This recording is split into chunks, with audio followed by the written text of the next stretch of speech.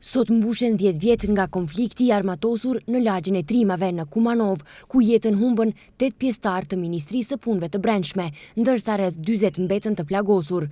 Drejtësi për të burgosurit sot kërkohet në Ferizaj dhe Lipjan, ku do të mbahet protesta. Në konfliktin e armatosur, përveç 8 pjesëtarëve të forcave policore, u vran edhe 10 pjesëtar të grupit të armatosur. Për ngjarjet në lagjen e Trimave, nga muaji i shkurt i vitit 2016 në gjykatën penale është zhvilluar seancë gjyqësore kundër 29 personave, të cilët akuzohen për vepra të bëra penale, organizatë terroriste dhe terrorizëm. Të gjithë 29 të akuzuarit për rastin e Kumanovës para gjykatës u deklaruan se nuk ndihen fajtor.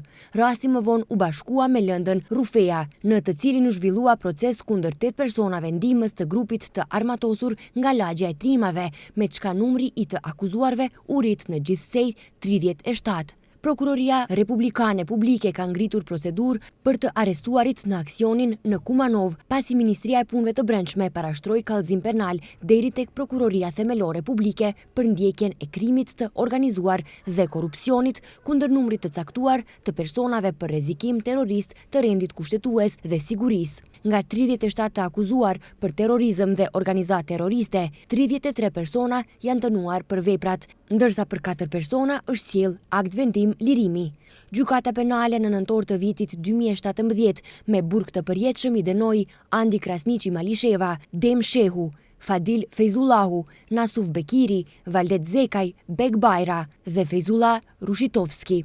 Me 20 vite burg u dënuan komandant Sokoli, Esat Kafexholli, Ardian Bujari, Shevqet Hallaçi, Betim Kabashi, Genci Sefaj, Enver Hoxha Klein, Rufki Dogani, Bajram Elshani, Nejmedin Lika, Lirim Krasniqi, Sevdail Miftari, Fatmir Reqica.